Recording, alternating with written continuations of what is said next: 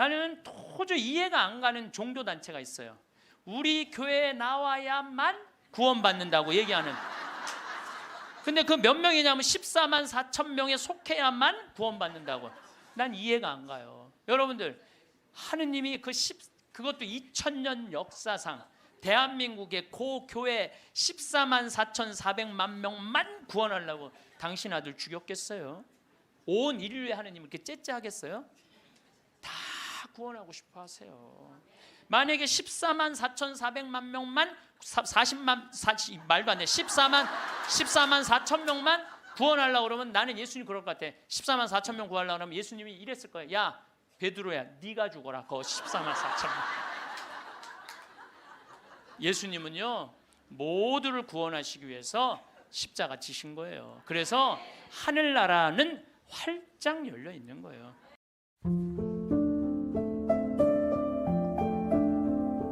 지난주에 앤더슨 시코리아라는 뉴욕의 정형외과 의사가 벼락 맞은 얘기를 했습니다.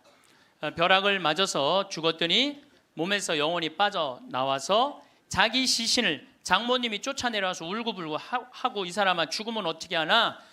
그런데 자기 시신을 보고 있는데 정작 본인은 하나도 안 슬프더라는 거예요. 그러니까 죽은 영혼은 여러분들 슬프지 않아요. 죽은 영혼은. 그러니까 여러분들 죽은 영혼을 위해서 너무 슬퍼하는 것도 죽은 영혼 멋쩍게 만드는 거예요. 누구한테 맡겨? 하느님한테 맡겨야 돼요. 그래서 저는 그 세월호에서 희생된 물론 어른들 55명 그것도 잊으면 안 되죠. 그분들도 잊으면 안 돼요. 우리가 어른들 55분 잊으면 안 되고 더욱이 피지 못하고 세상을 떠난 우리 249명의 우리 학생들도 전부 누구 손에 누구 자비에 맡겨야 돼요? 하느님 자비에 맡겨야 돼요. 그래서 너무 하느님 자비를 안 믿는 것도 내가 보기엔 문제가 있는 것 같아요. 아니 하느님이 이 세상 구원하려고 당신 아드님 보냈는데 그렇게 억울하게 죽은 애들 천국에 안 데리고 갔겠어요? 그러니까 천국에 데려갔다고 여러분들도 굳게 믿으시고 그 아이들을 위해서 가끔 기도 중에 특별히 이 위령성월 때 기도 많이 해주시기 바랍니다. 어쨌거나 하여튼 이 앤더슨 시코리아는 의사는 딱 자기 몸이 나왔을 때 영혼이 나왔을 때 아 내가 죽었구나. 내가 이제 떠날 때가 됐구나. 보통 2, 3분 사이에는 죽었는지 샀는지 구분도 못한대요. 현실인지. 그래서 이거를 미국에서는 ND라고 Near Death Experience라고 그래요. 임사체험, 근사체험, 죽음 체험이라고 그래요. 죽음의 선상에서 왔다 갔다 하는 거예요. 죽음의 선상에서. 그래서 이제 아내하고 딸하고 마지막 작별을 해야 되겠다 생각을 하고 아내하고 딸이 있는 호텔로 걸어가려고 그러는데 걸어가지지가 않더래요. 여러분들 죽은 영혼들이 처음으로 착각하는 게 육신이 아직도 있는 줄 안 되는 거예요. 처음으로 착각. 육신은 이미 저기 누워있고 영혼만 나온 거예요. 그래서 육신이 있는 줄 알고 차가 지나가면은 그 차를 피하려고 막 그런다는 거예요. 육신도 없는데. 육신이 있어야지 이 육신이 내가 이 물질이 나라는 물질하고 마주치면서 이 막는데 나는 이미 물질이 없어진 건데 혼인데 걸어가려고 하니 걸어가지지 않고 쫙 떠서 가더래요. 허기야 여러분들 동양 귀신 서양 귀신 중에 걸어다니는 귀신 봤어요? 귀신들은 다 떠서 다녀요. 다 떠서. 여러분들 저기 전설의 고향을 봐도 저기 귀신들 보면 다 날라다니잖아요. 다 하다못해 중국 강씨도 이러고 다 떠다녀. 쫙 떠서 가더래. 그래갖고 이제 문을 열으려고 그랬는데 문 열을 필요도 없더래요. 그냥 몸이 통과돼서 들어가더래요. 이것도 성서에 다 나오는 거예요. 예수님이 부활하시고 난 다음에 제자들이 문 걸어 잠고 있었을 때 어떻게 했어요? 문 열지도 않고 그냥 그 안에.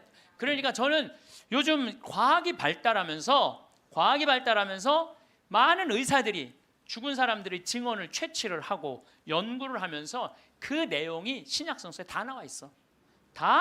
아니 죽었다가 부활한 거 우리 예수님 죽었다 부활하셨잖아요. 그렇죠? 죽은 사람 살려낸 거 예수님 다 살려냈잖아. 예수님 영원히 부활하시면 다볼산에서 거룩한 변모할 때 얼굴은 해와 같이 빛나고 온몸은 빛난다. 죽었던 사람들이 하늘나라에서 올라가서 본 장면 그대로 다 신약성서에서 예수님이 다 보여주신 거야. 다 보여주신 거예요. 근데 우리는 그렇게 예수님이 보여줬는데도 다 필요 없어. 죽은 아버지가 살아 돌아와서 얘기를 해줘야 돼. 우리는 다 필요 없어. 죽은 아버지가 살아 돌아와야 돼. 다른 사람 필요 없어. 참. 그래서 쫙 떠서 가면서 아내하고 이 딸이 있는 호텔을 딱 들어가 보니까 아내하고 딸이 얼굴에 막 페인팅을 하고 놀더래요. 근데 정작 자기는 안 슬프더래요. 떠나야 되겠구나. 그래갖고 이제 그래서 구말리라고 그러냐, 구말리. 그래서 그 죽은 사람들의 특징이 저 빛 있는 데까지 가는 여행길이 그렇게 멀게 느껴진대요. 근데 그 속도가 너무너무 빠르다는 거예요. 그래서 여러분들 우리 죽은 영혼들 잘 떠나가라고 죽으면은 마당에다가 못 떠나요. 사자밥 떠놓잖아요. 맷밥이라고 흰쌀밥 3그릇, 신발 3켤레, 국 3그릇, 그 다음에 엽전 3입 놓잖아요. 그게 뭐예요? 저승사자 둘 오니까 둘하고 죽은 본인 잘 떠나보내라고. 그리고 어디는 또 간장까지 떠놓는데요. 간장을 왜 떠놓는지 아세요? 이게 짜게 먹으면은 물 자꾸 먹히려고 중간에 서서 물 먹는다고 천천히 떠나가라고. 아니면 다시 돌아올 수도 있다. 그래서 간장도 떠놓고 된장도 떠놓는 거라는 거예요. 그래서 이거 죽은 이들을 위한 그런 것들이 너무너무 많은 거예요. 어쨌거나 하여튼 이제 이 앤더슨 씨 코리아라는 의사는 나와갖고 하늘나라 딱 올라가는 순간 이 사람도 역시 신앙이 없는 사람이에요. 여러분들 내가 이 공부를 참 많이 해봤는데 하늘나라 올라갔다 온 사람들 중에 성당 안 다니는 사람 상관없대요. 상관없대요. 되게 어떤 사람들이 하늘나라에 많이 올라가냐면 이 세상 사랑하고 사람 사랑하고 아끼는 사람이 되게 올라갔다 오고 나쁜 짓 한 사람들은 다 어두운 데 갔다 온다는 거예요. 그러니까 성당 열심히 다닌다고 다 하늘나라 가는 거 아니에요. 이것도 성서에 다 나와. 마태복음 7장 21절에 뭐라 그래? 나더러 주님 주님 한다고 다 하늘나라 가는 건 아니다. 내 말을 실천하는 사람이라야 하늘나라 간다. 그러니까 성당을 아무리 다녀도 사람 미워하고 본당 신부 미워하고 막 옆에 있는 사람 미워하면 그 사람은 성당 다녔나 마나예요. 근데 이 앤더슨 씨 코리아는 착하게 살았나 봐. 하늘나라로 올라가서 그 빛을 느끼는 순간 신으로부터 오는 걸 거부할 수가 없더래요. 신으로부터 오는 걸. 완전한 평화 충만한 사랑을 느낀 거지. 그래갖고 이제 하늘나라에서 너무 행복하게 있는데 마침 뒤에서 기다리고 있던 사람이 누구냐 하면은 간호사였어. 간호사가 기다리고 있었는데 앞에 사람이 벼락을 맞아 팍 쓰러지니까 어떻게 배운 대로 심폐소생술을 시작을 한 거예요. 심폐소생술을 시주를 해갖고 살려낸 거야. 이게 육신을 살려내면 영혼이 아무리 천국에 가도 다시 돌아와야 되는데 육신으로. 그래서 세상에 돌아온 거예요. 그래서 옛날에는요 사람이 죽을 때 눈을 뜨고 주고 입을 벌리고 죽으면 눈을 감겨주고 입을 다물어 줬던 이유가 영혼이 다시 돌아오지 못하게 하려고 그렇게 다물어 줬다는 거예요. 근데 이 사람은 너무 천국에서 행복하게 있는데 이 간호사가 이 주책맞게 심폐소생술을 해서 살려낸 거야. 살아 돌아왔는데 이 앤더슨 씨 코리아라는 의사는 문제는 하늘나라에서 들은 음악이 너무 아름다웠던 거야. 하늘나라 간 사람들의 특징이 뭐냐면 너무나 아름다운 음악을 들은 게 그 사람들의 특징이야. 너무 아름다운 음악을 들어서 그걸 자기가 연주하고 싶은 거야. 그래서 이 사람은 94년부터요 박사학위가 2개야. 심리학 박사에 정형외과 박사인데 이 사람은 바이엘부터 피아노를 배워요. 배워서 2002년에 음반을 발표를 해요. 내가 유튜브를 통해서 그걸 들었는데 너무너무 연주를 잘하더라고요. 이 사람은 자기 죽었다가 아니 무슨 무당이 갔다 오거나 뭐 이런 사람이 갔다 오면 무당도 무시할 건 안 되죠. 여러분들 무당도 신 내림 받은 무당은요 무시하면 안 돼요. 강신무들은요 무당 무시하면 안 돼요. 그 사람들은 뭔가 있는 거예요. 그들의 세계가 있는 거야. 이게 그냥 옛날에는 뭐 우리 교회만 나와 이게 아니야. 이제는 이게 인간한테 있는 영적인 기운은요 그 상관없는 거예요. 어쨌거나 하여튼 이 사람 연주하는 걸 들어보니까 내가 너무너무 아름답더라고. 우리 가톨릭 안에도 벼락 맞아 죽은 사람 있죠. 95년 5월 5일 콜롬비아의 글로리아라는 치과 의사가 이 논문을 쓰다가 책 찾으러 여동생하고 이 사촌 여동생하고 가다가 벼락을 맞아 죽어요. 그 사촌 여동생 그 자리에서 즉사예요. 항상 신앙이 열심히 해갖고 목에 목걸이를 하는데 글리 들어가고 심장을 완전히 그냥 강탈을 해버려요. 그 자리에 죽어버려요. 그리고 이 글로리아라는 의사는 벼락을 맞았을 때 어떤 일이 벌어지느냐면 간이 다 타요. 간이 다 타고 신장도 다 타요. 난소도 다 타버려. 난소도 다 타버리고 이 젖꼭지로 번개가 나와요. 그래갖고 이 오른쪽 젖꼭지가 날아가 버려요. 젖이. 그럼 완전히 다리도 다 타고 완전히 죽은 거죠. 근데 이 여동생이 그 병원에 또 의사였어. 의사들이 죽었다, 이거 산소호흡기 뛰자. 절대 못 뛰겠다. 난 우리 언니는 죽은 게 아니다. 이 사람은 이제 영혼인데 나가고 하늘나라 올라가갖고 천국, 연옥, 지옥 다 돌아다니는 거예요. 그리고 이 사람은 16살 때 낙태를 해요. 그러면서 하느님이 너 낙태한 거 그래 다 보여주는 거야. 그냥 자기가 살아생전에 자기는 막 맨날 그냥 미용하고 막 옷 엉덩이 뭐 이런 것만 신경 쓰던 여자예요. 성당도 열심히 다니긴 했지만은 그거보다는 세상 일에 더 많은 매력을 가졌던 여의사예요. 예쁘고 그 천국, 지옥, 연옥. 근데 이제 뭐 이 사람은 하늘나라에서 이제 여행을 다 하는데 이제 살았느니 죽었느니 그러는데 일주일이 지났을 때 시골에 농부 하나가 미사 참여를 할 때 얼마나 열심히 하냐면은 주머니에 10,000페소, 5,000페소가 있을 때 10,000페소는 하느님한테 봉헌하고 5,000페소로 빵을 사서 먹는 정말로 착한 사람이에요. 여러분들 주머니에 10만 원짜리하고 10,000원짜리 있으면 여러분들 얼마짜리 낼 것 같아요? 10,000원짜리? 저는 그렇게 생각하지 않아요. 여러분들은 어떻게 해서든지 1,000원짜리 찾아서 1,000원짜리 내지 무슨 10,000원짜리를 내. 우리 천주교 신자들이 무슨 10,000원짜리를 내요. 근데 이 시골 농부는 3년 전에 완전히 가뭄, 강도를 맞아서 그나마 키우던 닭까지 없던 사람이야. 아무것도 없는데 하느님한테 10,000페소 봉헌하고 5,000페소로 빵을 사요. 근데 저도 이번에 남미에 한 달 동안 강의 갔다 왔지만은 남미 사람들은요 빵을 다 신문지에 싸서 팔아요. 그리고 그 신문지를 싸서 빵을 펼치는데 신문지에 글로리아라는 의사 기사가 떠요. 그걸 보고 이 사람 그 자리에 무릎을 꿇어요. 하느님, 이 능력 있는 의사를 만약에 돌려보내신다면 내가 성모님 성지 순례를 갈 것이고 죽은 이들을 위한 기도를 열심히 하겠다고. 그걸 하느님이 들어요. 참 신기하죠. 그 사경을 헤매는 그 글로리아라는 의사한테 하느님이 하늘나라에서 이런 얘기를 해요. 내가 너를 살려 돌려보낼 것이다. 왜 돌려보내느냐 하면은 너의 공로가 아니다. 이 시골의 농부, 너무 나를 따르고 사랑하는 이 농부가 너를 위해 간절하게 기도했기 때문에 내가 너를 살려 돌려보내는 것이다. 돌아가서 이 하늘나라에서 본 것을 증언을 해라. 그리고 살려 돌려보내요.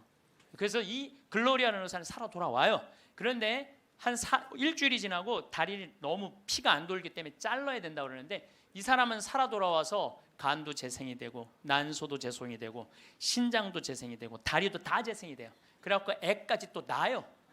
정말 애를 하나 더 낳아요. 그리고 지금은 온 세계에 다니면서 자기가 벼락마저 죽고 난 다음에 살아 돌아와서 하늘나라 경험 얘기한 걸 다 얘기를 해주는 거예요. 여러분들 우리 죽은 이들을 위해서 기도하는 거 우리 가톨릭 교회 가장 아름다운 전통 중에 하나예요. 그거를 모든 성인의 통공을 믿는다고 그러죠. 우리가 천상, 지상, 연옥 이게 서로 연결이 되는 거예요. 저는 이렇게 본당에 초상이 나면은 연도 바치러 꼭 갔어요. 연도를 바치러 딱 내가 이제 저녁 한 8시나 9시쯤 가면은 그 연도꾼들이 꽉 차 있으면 기분이 너무너무 좋아. 교우들이 연도 바치러 주러 왔을 때 너무너무 기분이 좋아. 왜냐하면 여러분들 연도 바칠 때 뭐라 그래요? 성부, 성자, 성령, 이 영혼 구원하여 주소서. 성모님, 요셉 성인 이 영혼 구원하여 주소서. 모든 천사이들 이름 부르면서 이 영혼 구원하여 주소서. 베드로, 야고보, 요한, 안드레아, 베네딕토, 루시아, 아네스 이 영혼 구해달라고 계속 성인들 이름 부르면서 구원해달라고 그러잖아요. 그럼 여러분들 생각을 해봐요. 우리가 이제 죽으면 하늘나라 올라가면은 하느님이 심판하지 않는다니까요. 베드로한테 맡겼잖아요. 베드로가 이제 천당 보낼지 연옥 보낼지 지옥 보낼지 결정할 거 아니야. 혼자 결정하지 않을 거예요. 수호천사 부르고 아까 성서에도 얘기했잖아요. 하늘의 천사가 너를 지켜보고 있을 것이다. 수호천사 부르고 수호 성인 부르고 연관된 성인들 다 불러서 천당 보낼 거냐 지옥 보낼 거냐 연옥 보낼 거냐 얘기를 할 거야. 근데 밑에서 계속 이름 불러대면 성인들이 회의하다 뭐라 그럴 것 같아요. 야 우리 이름 이렇게 불러대는데 웬만하면 올려보내자 그냥. 그게 바로 연도의 효과예요. 연도의 효과. 그래서 여러분들 본당에서 세상 떠나는 교우들이 연도 났다 그러면은 시간 내서 꼭 가서 술을 먹으라는 것도 아니고 잔치밥을 먹으라는 것도 아니에요. 그냥 여러분들 가서 연도 바쳐주는 거 최고의 선물이에요.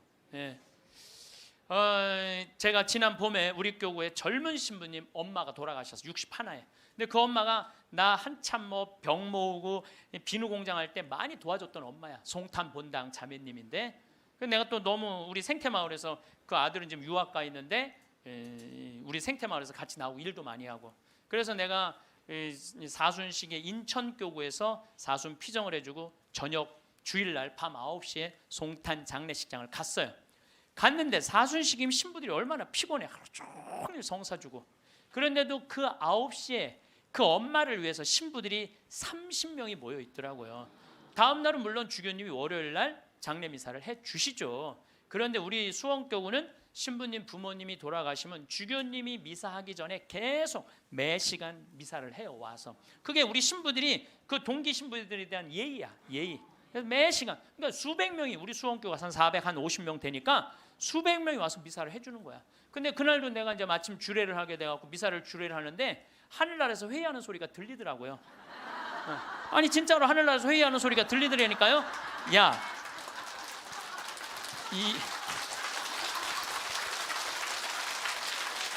이번 분은 대단한 분인가 보다. 이거 신부들이 수백 명이 이렇게 미사를 봉헌하니 이번 분은 그냥 묻지도 따지지도 말고 올려보내라.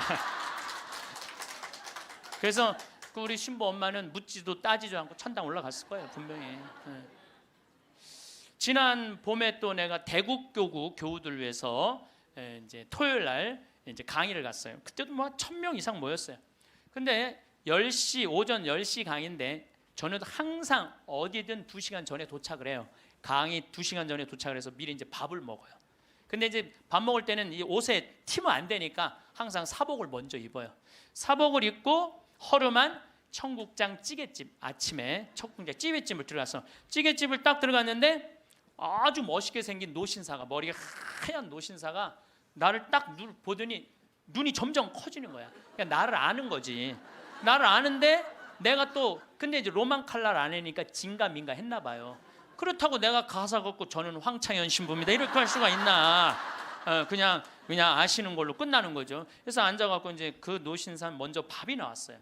근데 밥을 독특하게 드시더라고. 밥이 나왔는데 밥 몇 숟갈을 한 몇 알을 떠더니 뚜껑에 딱 올려놓더니 잠깐 이러더니 밥을 먹기 시작하더라고. 독특하다. 저건 개신교법도 아닌데, 독특한 우리 천주교법도 아니고. 그래서 이제 나도 이제 밥이 나와갖고 이제 난 이제 성호를 이제 긋고 이제 밥을 먹으려고 이제 사복을 입었어도 성호를 딱 그니까 성호를 그니까 그때서 그 노신사가 이렇게 말하는 거예요. 혹시 황창현 신부님이시냐고? 그래서 나 황창현 신부 맞다고. 그랬더니 자기는 불자라는 거예요. 불자인데 신부님 행복 특강을 돈도 안 내고 너무 잘 본다는 거야. 어쩜 이렇게 젊은 신부가 모르는 게 없냐고.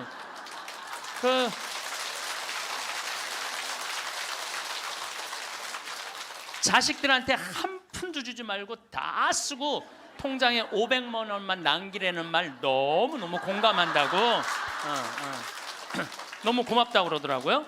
그래서 감사합니다. 그리고 이제 내가 그분이 불자라는 말을 들었을 때 밥을 왜 몇 알을 떠놓고 뚜껑에 올렸는지 알아요. 영혼밥 떠놓은 거예요. 영혼밥. 네, 아까 내가 사자밥 말씀드렸죠. 우리 죽으면 영혼들 떠나 보내듯이 여러분들 우리도 밭에 나가고 일할 때 참 나오면 밥 몇 알 뿌리면서 뭐라 그래요? 이게요. 제가 아까 얘기했지만은 이게 영혼은 천주교 신자들만의 공유물은 아니에요. 모든 인간들이 죽어서 영원한 여행을 떠나는 거예요. 그 여행을 우리는 좀 안전한 동아줄을 떠나는 거고 하느님 믿지 않은 사람은 어느 줄을 잡아야 되는지 모르고 떠나는 것뿐이죠. 우리는 좋은 줄을 잡고 있는 거죠. 영혼밥 떠는 거죠. 그래갖고 이제 그 노신사는 이제 밥 먹고 갔어요. 나도 이제 밥을 다 먹고 계산을 하려고 그랬더니 그 노신 아주머니가 아까 그 노신사가 밥값을 내고 갔다는 거예요. 내가 그때 깨달은 진리가 하나 있어요. 우리 천주교 신자들이 밥 먹을 때 반드시 성호를 긋고 먹어야 돼.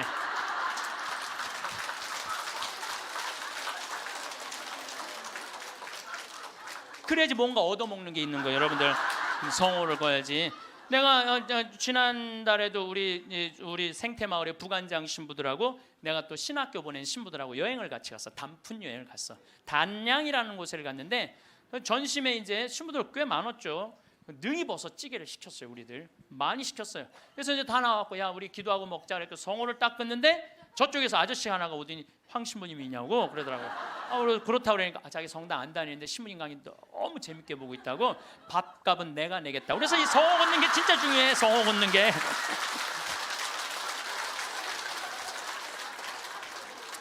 우리 천주교 신자들 영혼밥 떠나요 안 떠나요?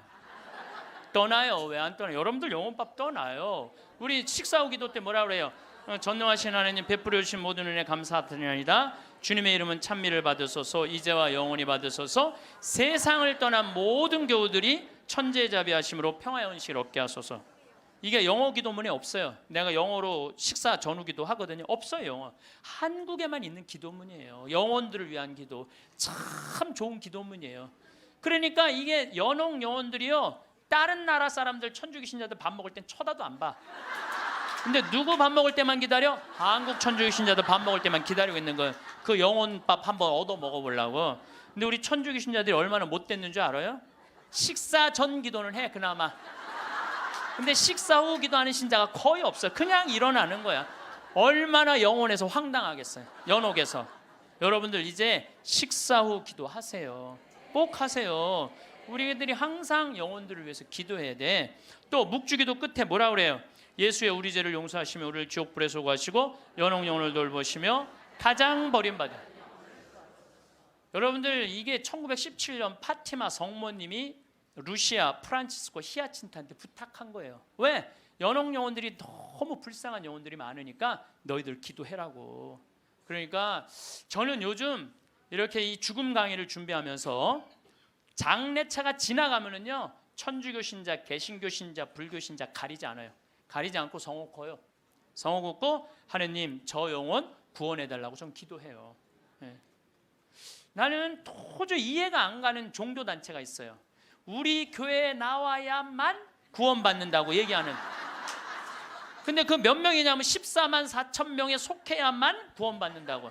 난 이해가 안 가요. 여러분들 하느님이 그것도 2000년 역사상 대한민국의 고 교회 14만 4,400만 명만 구원하려고 당신 아들 죽였겠어요? 온 인류의 하느님 이렇게 째째하겠어요? 다 구원하고 싶어 하세요. 만약에 14만 4,400만 명만 40 말도 안 돼. 14만 4천 명만 구원하려고 그러면 나는 예수님 그럴 것 같아. 14만 4천 명 구하려고 그러면 예수님이 이랬을 거예요. 야 베드로야 네가 죽어라. 그 14만 4천 명. 예수님은요 모두를 구원하시기 위해서 십자가 지신 거예요. 그래서 하늘나라는 활짝 열려 있는 거예요. 불교에는요 4대 보살님이 있어요. 관세음보살, 지장보살, 보현보살, 문수보살이 있어요. 관세음보살은 이 세상에 자비를 베푸는 보살이에요. 근데 지장보살님은 저 지옥에 단 한 명이라도 있으면은 자기는 성불하지 않겠다고 그러는 보살님이에요. 그러니까 우리는 지옥에 가면 천국에 못 가잖아요. 근데 불교는 또 달라요, 우리하고. 그러니까 지옥의 마지막 한 명까지 구원하겠다는 게 그 보살님의 마음인 거야. 나는 그 보살님이 너무 마음에 들어. 너무 마음에 들어. 이게 난 하느님의 마음이라고 생각 들어요. 하느님의 마음.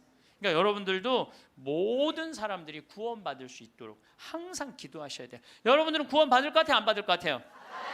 여러분들 구원 받아요. 적어도 이 시간 강의 듣겠다고 여기 나와서 앉아 있는 여러분들은 구원 받아요. 아니, 내가 여러분들 천당 간다는 확신 있으면 행복하지 않겠어요? 행복하죠? 아니, 내가 이제 막 죽을 때가 다 됐어. 근데 싹 하느님이 와갖고 한 일주일 전에 귀에다 대고 너 축하해, 너 천당이야 이렇게 얘기하면 행복할 것 같아? 안 행복할 것 같아요? 행복하겠죠? 근데 이거를 누구한테 하느님이 하냐면 프란치스코 성인한테 해요. 프란치스코 성인한테 나타나갖고, 프란치스코는 굉장히 빨리 돌아가시잖아요. 40대 초반에 돌아가시잖아요. 하느님이 와서 너는 연옥의 벌을 면한다. 바로 천국이다. 그랬을 때 프란치스코 성인이 너무 행복하게 일주일 동안 밥을 안 먹었다는 거야. 너무 행복해서. 나도 지금 하느님이 오늘 저녁에 와갖고 창현아 너 천당이야. 우리 인사발령 신부들 인사발령 굉장히 기다려지거든요. 뭐 저야 뭐 평창에 있으니까 뭐 인사발령이 별로 없으니까.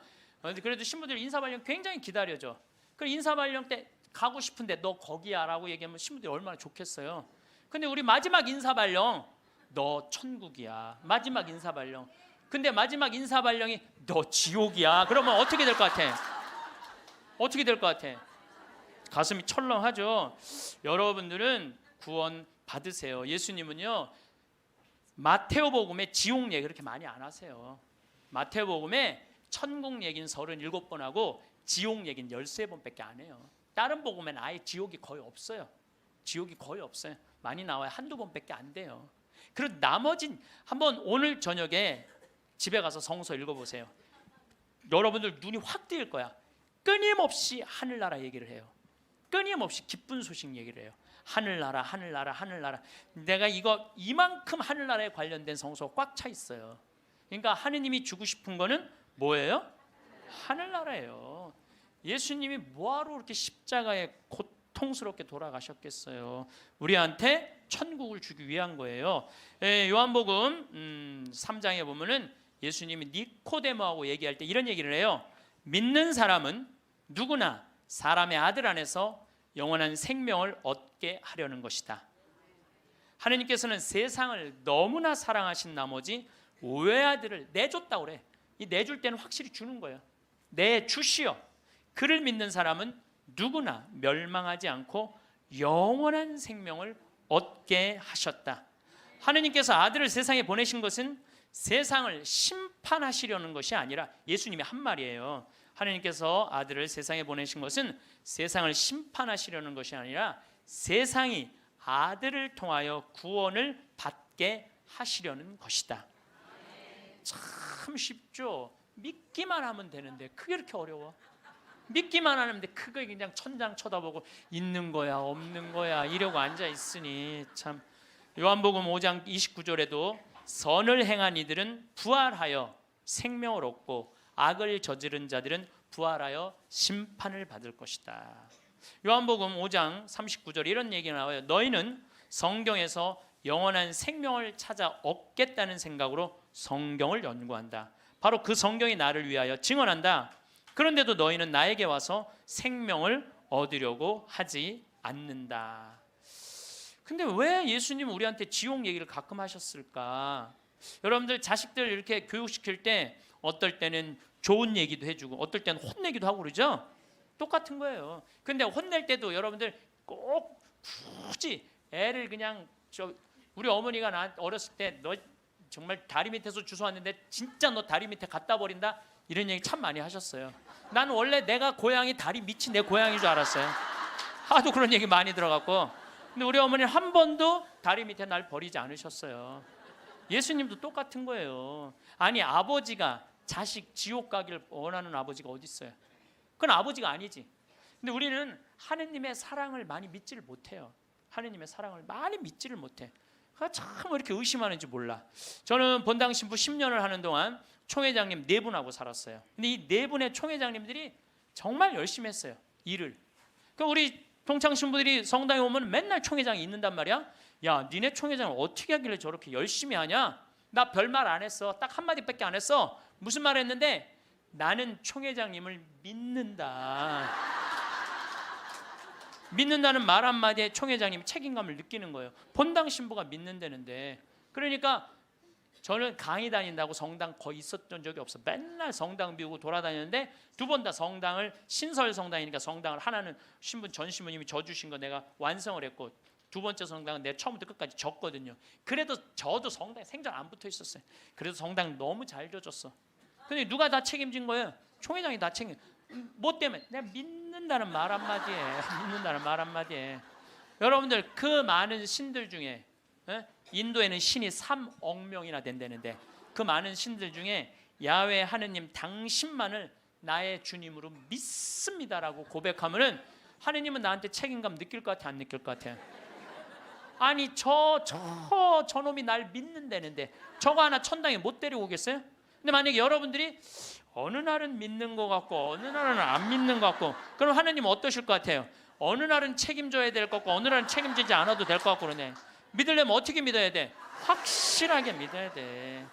확실하게 믿어야 돼.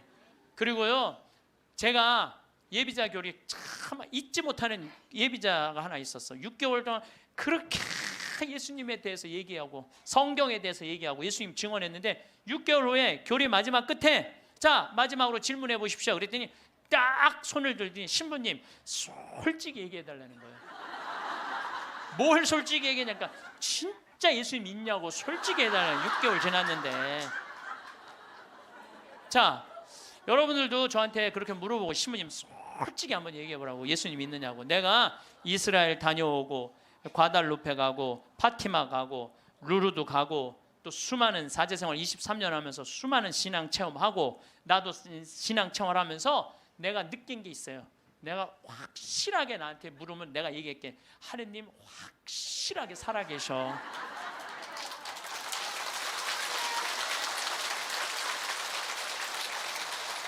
그런데 문제는 내 영혼의 상태 때문에 하느님을 느끼지 못하는 거예요. 하느님은 그냥 계셔. 근데 내 이놈의 영혼이 왔다 갔다 하는 거지. 하느님이 있다 없다 하는 게 아니야. 내 마음 안에 신앙이 있다 없다 하는 거지. 하느님은 그냥 그대로 그 자리에 계셔. 내가 깨어서 기도하고 주님을 끊임없이 찾고 주님께 찬양을 드리고 감사를 드리면요, 주님은 응답해 주세요.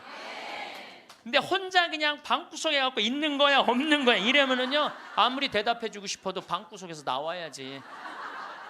근데 여기 지금 나와 있는 분들은 대답을 듣잖아요.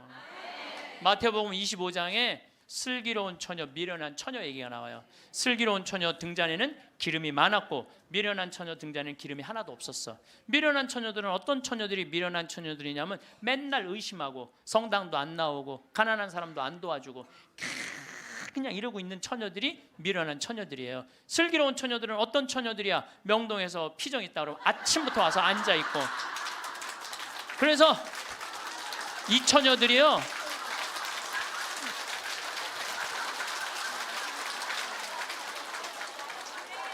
이 처녀들이 기름 종지에 기름이 많은 처녀들이에요. 여러분들이 이웃에게 복음을 선포하고 참된 삶의 길, 진리의 길을 가르쳐 주는 거 기름 한 방울 모으는 일이에요. 성교에는 어느 누구도 개인이 지옥에 떨어졌다고 단정 짓지 말라는 거예요. 단정 짓지 말라. 하다못해 어떤 부인이 남편이 다리에서 뛰어내려서 죽었어. 자살을 했어. 너무 슬퍼. 매일매일 우는 거야. 내가 이거 정말 책에서 내가 읽은 거예요. 요한 마리 비안네 신부님한테 찾아간 거야. 신부님, 천주교에선 자살하면은 지옥에 간다는데 우리 남편은 그 다리에서 뛰어내려 죽었는데 어떻게 하면 좋으냐고. 근데 이 요한 마리아 비안네 신부님이 내 속을 뻥 뚫리는 얘기를 했어요. 그 신부님이 뭐라고 그랬냐면 그 부인한테 걱정하지 마라. 당신 남편 지옥 안 갔다. 무슨 소리냐. 지옥에 간다는데 그 다리 밑에서 강까지 떨어지는데 시간이 굉장히 오래 걸린다는 거예요. 떨어지는 사이에 회개를 했다는 거예요. 웃을 일이 아니에요. 아니 내가 왜 말만 하면 웃어.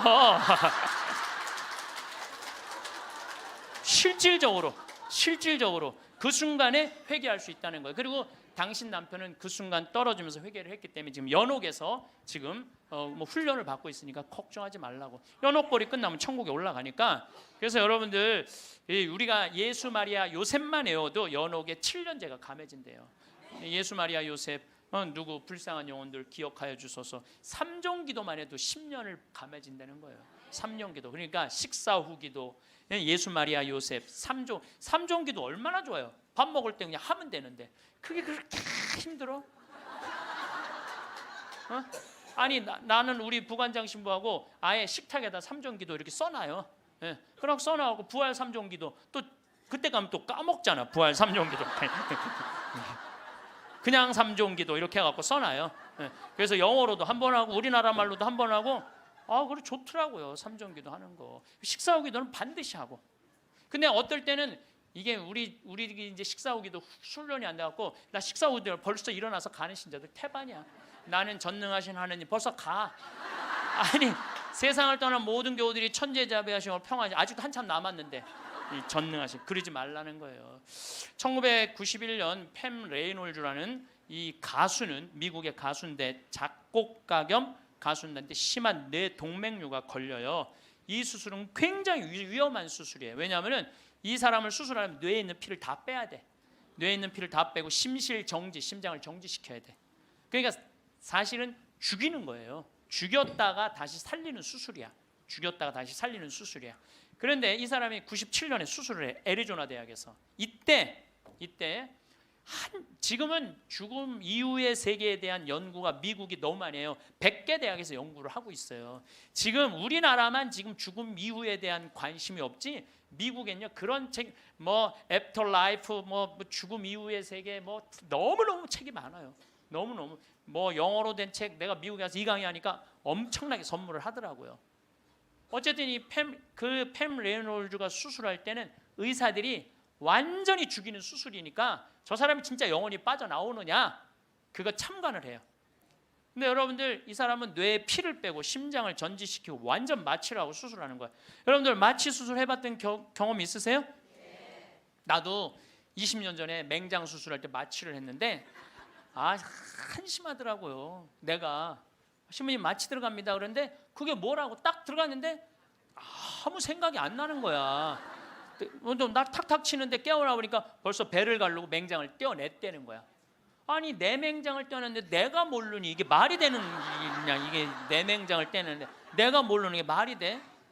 답답하더라고요. 떼어냈다는데. 그래서 내가 다음에는 내가 수술할 때 반드시 정신을 똑바로 차리고 아무리 마취를 해도 내가 어떻게 수술하는지 지켜봐야 되겠다. 근데 내가 이제 거의 한 5년 전에 위암 수술을 하게 됐잖아요. 위를 3분의 1을 잘라내잖아요. 그래서 이제 난 6시간짜리 마취를 이제 하러 들어갔는데 이제 수술실 들어가면서 내가 속으로 나한테 외웠어요. 정신 똑바로 차려야지. 정신 똑바로 차려야지. 그래서 수술실 들어가고 신부님 마취 들어갑니다. 그럴 때 딱 씌울 때 정신 똑 그걸로 끝이야. 정신 똑 그걸로 끝이야. 깨어나 보니까 배를 가르고 위를 3분의 1을 잘라냈다. 이번에도 그냥 당한 거지 그냥. 아무 생각이 안 나. 아무 생각이. 근데 이 팸 레이놀즈도 이 수술실에 들어갈 때 뇌에 피를 다 뺐으니 이 사람은 아예 생각이 없는 사람이에요. 심실 정지시키고 그래갖고 딱 수술을 시작을 했을 때 이 사람은 영혼이 빠져나와요. 빠져나와갖고 수술실 장면을 지켜봐요. 의사가 간호사한테 지시하는 거, 수술 도구 전해주는 거, 그리고 자기 머리를 자르는 수술 도구를 봐요. 자기 머리 자르는 걸 봐요. 쫙 자르고 내가 이제 죽었구나. 그래갖고 이 팸 레이놀즈는 건물 이제 병원 위로 올라가고 하늘나라 올라가는데 자기 할머니가 목소리가 특이했대. 하늘나라에서 막 부르더래요. 오라고. 하늘나라 올라가 보니까 자기 할머니가 있고 죽은 형제 친척들이 쫙 있더래요. 너무 아름다운 모습으로 빛을 내고. 그러니까 죽은 사람들 거의 공통적인 의견이에요.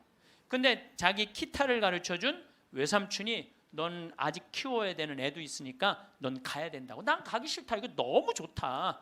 가라. 가기 싫다. 그러면서 실갱이를 하는데 삼촌이 확 미는데 수술이 끝난 거예요. 깬 거죠. 살아 돌아온 거죠. 근데 이 사람은 놀랍게도 참관한 의사들한테 의사들 배치를 다 얘기를 해줘요. 어떤 의사가 어느 자리에 있었고, 수술 도구는 여러분들 우리들이 수술하러 들어갈 때요 절대 수술 도구를 개봉을 안 해요. 오염될까봐, 감염될까봐. 그래갖고 의사들이 완전하게 다 방지를 하고 이 사람 마취 끝나고 난 다음에 수술 도구를 다 꺼내요. 그러니까 우리들은 수술 도구를 어떻게 생겼는지 몰라. 수술실에 들어간 사람 알아요, 몰라요? 모르죠? 근데 자기 머리 자른 거, 전동기, 칫솔같이 생긴 것까지 다 설명을 하는 거야. 다. 너무너무 놀라운 거죠. 그러니까 이게 여러분들 이런 연구를요 하버드 대학, 예일 대학, 뭐 사우스햄프턴 세계 최고의 대학들이 연구를 하는 거예요. 그냥 내가 무슨 뭐 무당하고 만나갖고 그냥 대충 얘기하는 게, 짜고 얘기하는 게 아니고 이건 뭐 논문으로 나오는 내용들을 여러분들한테 전해주는 거예요. 여러분들은 바쁘니까 책 읽을 시간이 없잖아. 그러니까 내가 대신 읽어갖고 다 지금 전해주는 거예요. 미키라는 미키라는 시각 장애자는 앞이 안 보이는 사람이야. 앞이 안 보이는 사람인데 이 미키는 18살, 우리나라는 20살인데 교통사고로 죽어요. 근데 이 사람은 태어나서부터 앞이 안 보이던 사람이야. 그러니까 하얀색이 뭔지, 까만색이 뭔지, 빨간색이 뭔지 아무리 설명을 해줘도 모르죠. 태어나서부터 앞이 안 보이니까. 나무가 어떻게 생겼는지 뭐 설명을 해줘도 상상을 하지 꽃이 어떻게 생겼는지 알 수가 없잖아요. 근데 이 사람이 교통사고로 죽어요. 죽어서 딱 수술실에 들어갔는데 자기 몸을 처음으로 봐요. 반지를 보고 자기인 걸 알아요. 내가 저렇게 생겼구나. 머리 모양을 보고 내가 저렇게 생겼구나. 그리고 죽어서 하늘나라로 올라가는데 빨주노초 파남보를 다 보는 거야. 너무 아름다운 빨주노초, 온갖 아름다운 꽃, 새, 나무를 보는 거예요. 그러고 하늘나라에서 너무너무 행복하게 있는데 수술해서 살려낸 거야. 육신을 살려내면 돌아와야 된다고 그랬잖아요. 돌아온 거예요. 돌아왔는데도 이 사람은 어떤 거야? 역시 앞이 안 보이는 거죠. 역시 앞이 안 보이는. 근데 역시 앞이 안 보이는데도 이 사람은 모든 색깔을 너무 정확하게 설명을 하는 거예요. 모든 색깔. 나무는 어떻게 생겼고 꽃은 어떻게 생겼고. 이 미키라는 사람도 굉장히 중요한 연구 대상자가 돼요. 연구 대상. 왜냐하면 아예 시각 장애자인데 모든 색깔에 대한 설명을 너무 잘하는 거야. 한 번도 색깔을 본 적이 없는 사람인데. 그러니까 영혼이 빠져나가는 거죠. 영혼이 빠져나가는 거죠. 그래서 우리가 이게 죽는 걸로 끝나는 게 아니야. 죽음이 아니고 새로운 삶으로 옮아가는 과정인 거예요. 새로운 삶으로. 여러분들 이제 죽는 거 싫어요, 좋아요? 좋아해야 돼. 아니 죽는 게 싫으면 어떻게 해? 죽는 게 싫으면은 천주교 신자가 죽는 게 싫으면 어떻게 해요? 이제 죽는 거 좋죠? 그래도 죽는 게 싫어. 그래도 살아있는 게 나아. 이 이야기는 조금 더 다음 시간에 하면서 내가 죽음이라는 것이 그냥 우리가 하느님을 만나기 위해서는 반드시 죽음이라는 걸 거쳐야 돼. 제가 조금 어려운 얘기 하나 할게요. 나는 사실 어려운 얘기를 잘 안 하는 편인데 이번 건 굉장히 어려운 얘기예요. 요거는 방송 보면서 적어갖고 한번 묵상해 보세요. 데이아르드 샤르댕이라는 신부님이 있어요. 이분은 최고의 지성인이에요. 이분도 너무 유명한데 여러분들이 바빠갖고 이분 책을 읽을 시간이 없죠. 이분은 신학자면서 지질학자예요. 지질학자. 그런데 이분이 뭐라고 그러냐면은 우리는 이 육신은 영혼이 이 육신을 잠시 경험하고 가는 거라고 그래요. 영혼이 이 육신을 경험하고 가는 거야. 그러니까 이 육신은 그렇게 중요한 게 아닌 거야. 뭐가 중요한 거야?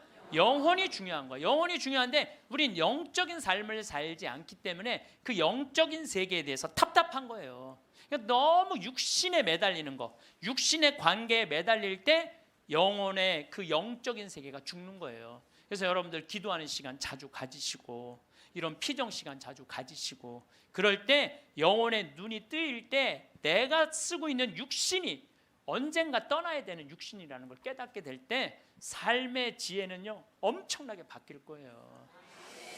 자, 여러분들 마침 기도로 그 유명한 천상병 시인의 귀천 하늘로 간다. 우리는 언젠가 하늘나라로 가잖아요. 그거 기도 바치겠습니다. 성부와 성자와 성령의 이름으로 아멘. 귀천 나 하늘로 돌아가리라. 새벽빛 와 닿으면 이슬 더불어 손에 손을 잡고 나 하늘로 돌아가리라. 노을빛 함께 단둘이서 길슬개서 놀다가 구름 손짓 하면은 나 하늘로 돌아가리라. 아름다운 이 세상 소풍 끝내는 날 가서 아름다웠더라고 말하리라. 영광이 성부와 성자와 성령께 성부와 성자와 성령의 이름으로 아멘. 감사합니다.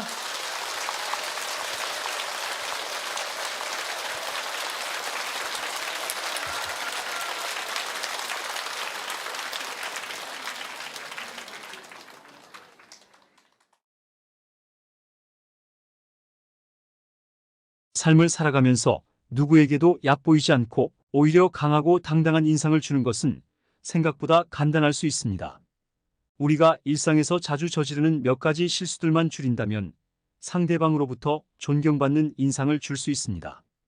그렇다면 오늘은 이러한 실수들을 어떻게 피하고 어떻게 하면 더 강하고 자신감 있는 모습을 보일 수 있는지에 대해 함께 알아보겠습니다. 첫째, 실없이 함부로 웃지 마라. 웃음은 인간의 가장 자연스러운 반응 중 하나이며 우리가 어떻게 웃는지에 따라 타인과의 관계에 큰 영향을 미칠 수 있습니다. 특히 상대방에게 어떤 인상을 주고 싶은지에 따라 웃음의 종류를 달리하는 것이 중요합니다. 오늘은 이에 대해 좀 더 자세히 알아보겠습니다. 첫째, 무방비하게 웃는 것은 친근감을 표현하고자 할 때 유용할 수 있습니다. 그러나 이런 웃음은 때때로 상대방에게 자신이 만만하다는 인상을 줄 수 있어 상황에 따라서는 조심스럽게 사용해야 합니다.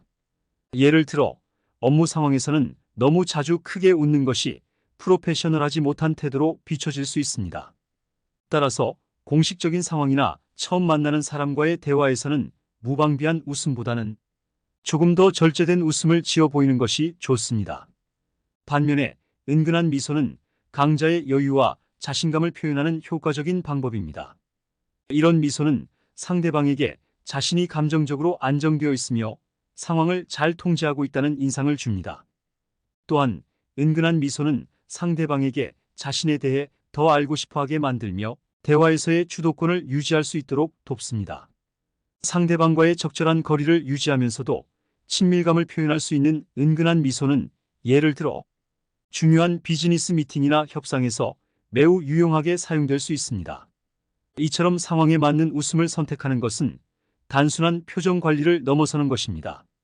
그것은 상대방과의 관계에서 자신의 위치를 슬기롭게 조정할 수 있는 중요한 수단입니다. 자신의 웃음을 어떻게 사용하느냐에 따라 상대방의 인식이나 반응이 크게 달라질 수 있으므로 각 상황에 맞는 적절한 웃음을 구사하는 것이 중요합니다. 웃음은 우리의 감정 상태뿐만 아니라 대인 관계에서도 매력을 돋보이게 하는 요소가 될 수 있습니다. 따라서 자신의 웃음을 적절히 조절함으로써 보다 유리한 인간관계를 형성하고 자신의 사회적 위치를 강화하는 데 큰 도움이 됩니다. 이와 같은 이유로 은근한 미소는 다양한 상황에서 매력적이고 효과적인 대인 관계의 도구로 활용될 수 있습니다. 둘째, 침묵을 마주하라. 침묵이 곧 불안함을 의미하지 않습니다. 오히려 침묵은 우리가 서로를 더 깊이 이해하고 존중할 수 있는 공간을 제공합니다. 사람들은 종종 침묵이 주는 불편함을 견디지 못하고 필요 이상으로 말을 쏟아내곤 합니다. 이는 불필요한 말로 공백을 채우려는 시도일 뿐 아니라 때로는 자신의 내면의 불안정함을 드러내는 행위이기도 합니다. 그러나 오늘은 이러한 침묵의 순간들을 어떻게 의미 있게 활용할 수 있는지에 대해 함께 탐구해 보겠습니다. 첫째로, 침묵은 상호간의 존중과 이해의 토대를 마련합니다. 모든 대화에는 말이 필요한 시간과 침묵이 필요한 시간이 존재합니다. 침묵을 통해 우리는 상대방의 말에 귀 기울이고 그들의 의견을 심도 깊게 생각할 수 있습니다. 이는 대화에서 상대방의 의견을 더욱 존중하고 그들의 입장을 더 깊이 이해할 수 있는 기회를 제공합니다. 또한 침묵은 우리가 자신의 생각을 정리하고 더 명확하고 깊이 있는 의사소통을 할 수 있게 도와줍니다. 불필요하게 말을 늘어놓기보다는 침묵을 통해 자신의 다음 말을 고민하고 상대방에게 더 의미 있는 메시지를 전달할 수 있습니다. 이는 특히 중요한 회의나 대화에서 결정적인 역할을 할 수 있습니다. 침묵을 통한 의사소통의 미학은 또한 자신의 내면과 더 깊이 연결되는 데 도움을 줍니다. 자신과의 침묵은 내면의 목소리에 귀 기울일 수 있는 시간을 제공하며 이는 자기인식을 향상시키고 결국 더 나은 자기 관리로 이어집니다. 자신의 감정과 생각에 집중하는 시간을 갖는 것은 정신적 건강에도 크게 기여할 수 있습니다. 이러한 침묵의 가치를 인식하고 적극적으로 활용한다면 우리는 상대방과의 관계에서 더욱 풍부하고 의미 있는 소통을 경험할 수 있습니다. 침묵이 주는 편안함과 여유를 받아들임으로써 우리는 더욱 성숙하고 의미 있는 인간관계를 구축할 수 있으며 이는 궁극적으로 모든 관계에서의 성공으로 이어질 수 있습니다. 그러므로 침묵의 순간들을 두려워하지 말고 그 속에서 의미 있는 관계를 구축하는 기회로 활용해 보시기 바랍니다. 셋째, 타인을 무시하는 사람과는 말도 섞지 마라. 우리 모두는 각자 다른 환경에서 자라왔기 때문에 개개인의 취향도 다양합니다. 이러한 개성은 존중받아 마땅하며 남의 취향에 간섭할 권리는 아무에게도 없습니다. 그럼에도 불구하고 우리 주변에는 타인의 취향을 무시하고 자신의 취향을 강요하는 사람들이 존재합니다. 오늘은 이런 문제에 대해 깊이 생각해보고 어떻게 하면 더 성숙한 인간관계를 유지할 수 있을지 함께 고민해 보겠습니다. 먼저 타인의 취향을 무시하고 자신의 취향을 강요하는 행위는 개인의 자유를 침해하는 것입니다. 이는 다양성을 인정하지 않고 자신의 선호만이 옳다고 믿는 오만한 태도에서 비롯됩니다. 사람들이 자신과 다르다는 이유로 다른 이들의 선택을 폄하하거나 비난하는 것은 결국 인간관계에서의 갈등과 불화를 초래합니다. 이러한 갈등을 피하기 위해서는 먼저 자신의 태도를 되돌아봐야 합니다. 자신이 타인에게 어떻게 행동하고 있는지, 정말로 상대방의 의견을 존중하고 있는지 자문해보는 시간이 필요합니다. 각자의 취향은 그 사람의 경험, 가치관, 그리고 개성이 반영된 것이므로 이를 인정하는 것이 진정으로 다름을 이해하는 첫걸음입니다. 또한 상대방의 취향을 인정하고 존중하는 태도는 인간관계에서 매우 중요한 덕목입니다. 다른 사람이 기뻐하는 것을 보며 함께 기뻐할 수 있는 능력, 그리고 서로 다른 점을 발견했을 때 이를 존중해 줄 수 있는 마음가짐은 건강한 관계를 유지하는 데 필수적입니다. 이러한 태도는 타인과의 관계뿐 아니라 사회 전반에 긍정적인 영향을 미칠 수 있습니다. 성숙한 인간관계를 위해서는 서로의 차이를 인정하고 그 차이에서 오는 각자의 독특한 가치를 이해하려는 노력이 필요합니다.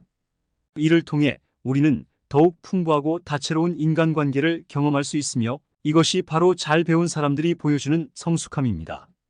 따라서 우리 모두가 서로의 취향과 개성을 존중하는 문화를 함께 만들어 가야 합니다. 이는 단순히 개인적인 성숙을 넘어서 우리 사회 전체의 성장과 발전을 촉진하는 기반이 될 것입니다. 이 과정에서 우리는 서로를 더욱 깊이 이해하고 존중하게 됨으로써 더 나은 개인과 더 나은 사회가 될 수 있습니다. 넷째, 사람을 가리는 사람을 가리라. 모든 사람에게 막대하는 사람보다 대하기 쉬운 사람에게만 막대하는 사람이 더 최악의 인성을 가지고 있습니다. 이런 사람들의 행동은 주변 사람을 부끄럽게 만들며 결국 그들 자신도 무시당할 수밖에 없습니다. 사람의 인성을 쉽게 파악하는 방법 중 하나는 가족이나 종업원처럼 상대적으로 대하기 쉬운 사람에게 어떻게 행동하는지를 유심히 살펴보는 것입니다. 직장 상사나 권위 있는 인물과의 관계에서는 가면을 쓰고 있을 수 있지만 마음이 편한 대상에게는 본래의 인성이 드러나기 마련입니다.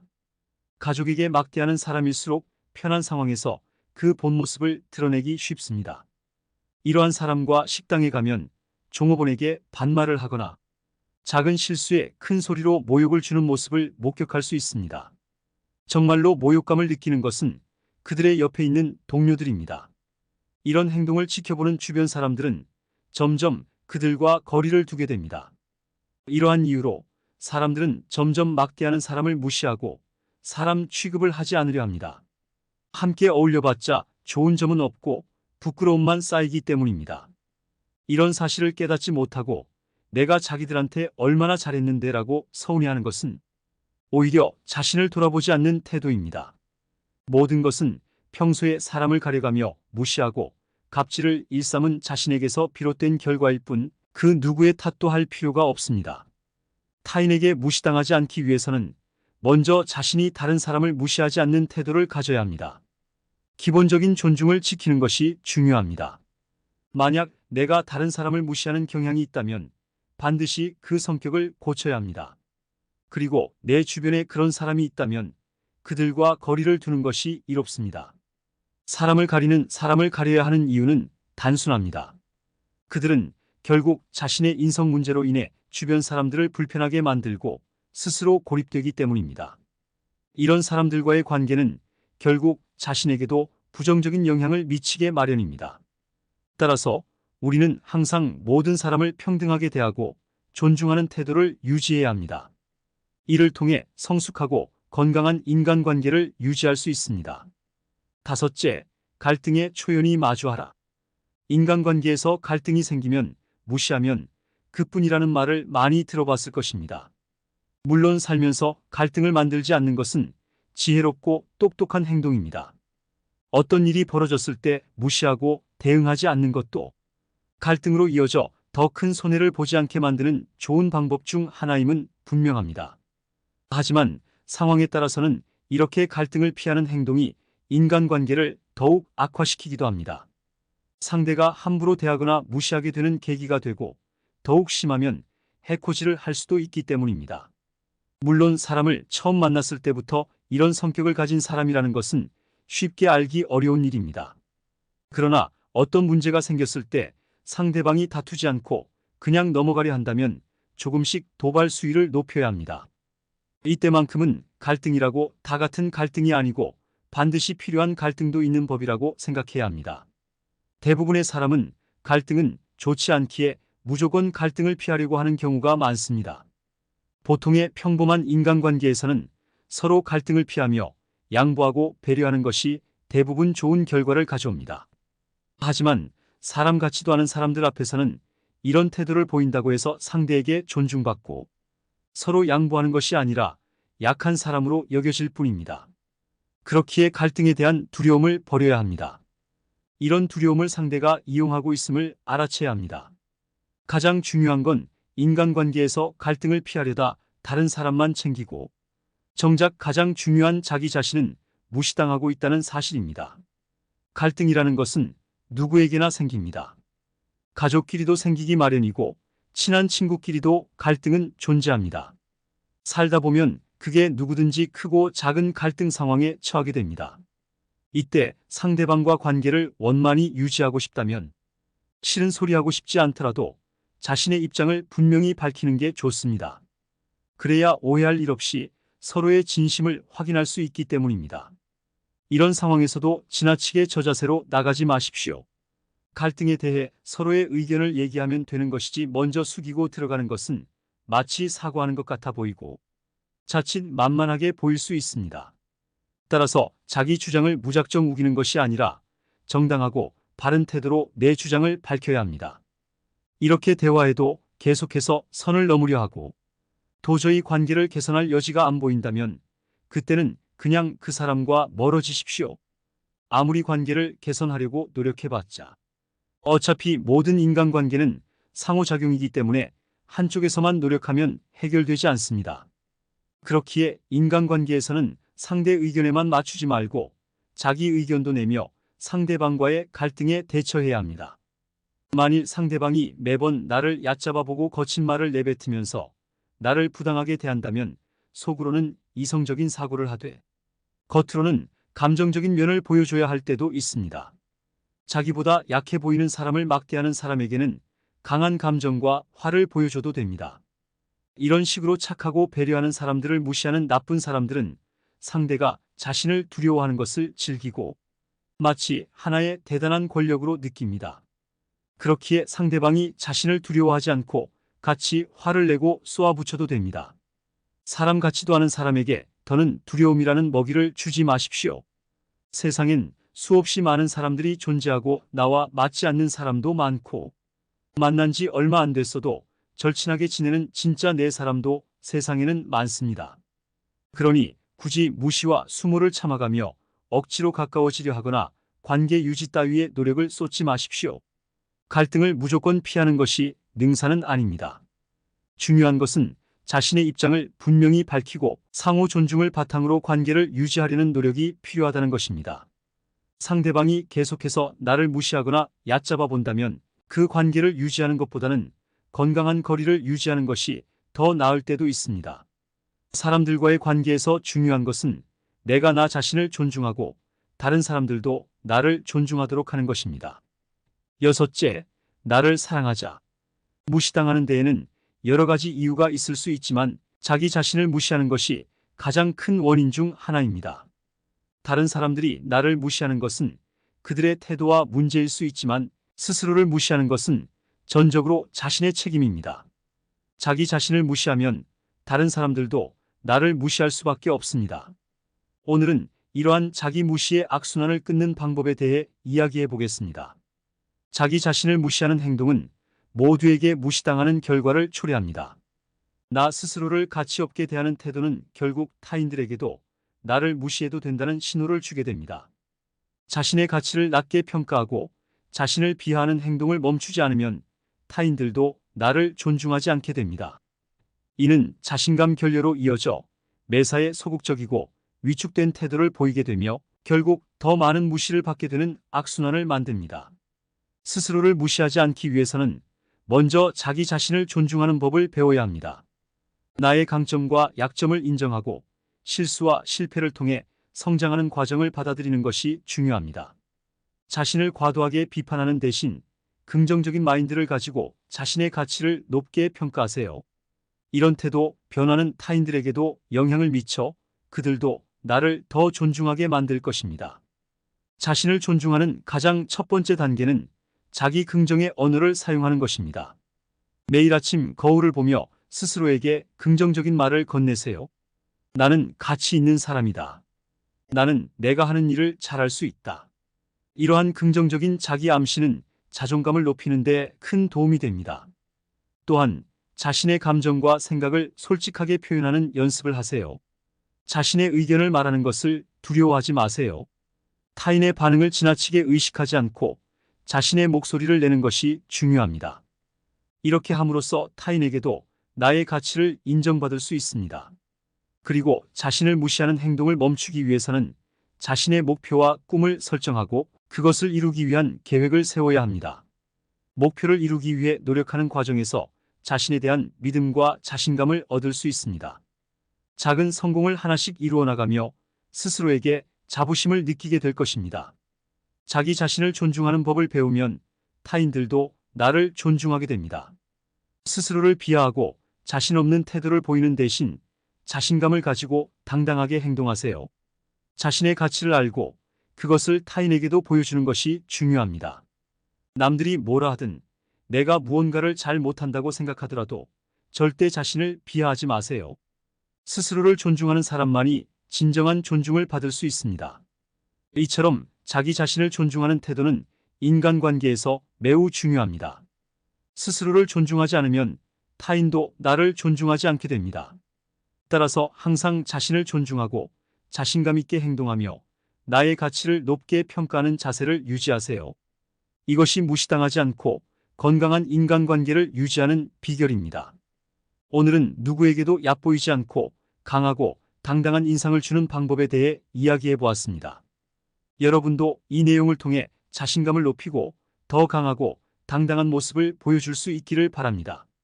이제 왜 이 내용을 한 번 더 들어야 하는지 말씀드리겠습니다. 우리는 일상에서 작은 실수들을 반복하며 살아갑니다. 이러한 실수들은 때로는 우리의 이미지를 손상시키고 상대방에게 부정적인 인상을 남길 수 있습니다. 그러나 반복해서 듣고 배우는 과정을 통해 우리는 이러한 실수들을 줄이고 더 나은 인간관계를 형성할 수 있습니다. 첫째, 실없이 웃지 않고 상황에 맞는 웃음을 구사하는 법. 둘째, 침묵의 가치를 이해하고 그것을 의사소통에 활용하는 법. 셋째, 타인을 무시하는 사람들과의 관계를 피하는 법. 넷째, 사람을 가리는 사람을 가려내는 법. 다섯째, 갈등에 초연히 마주하는 법. 여섯째, 자기 자신을 사랑하고 존중하는 법. 이 모든 내용은 여러분이 더 나은 사회생활을 할 수 있도록 돕기 위한 것입니다. 반복해서 듣고 내면화함으로써 여러분의 행동과 태도가 긍정적으로 변화할 것입니다.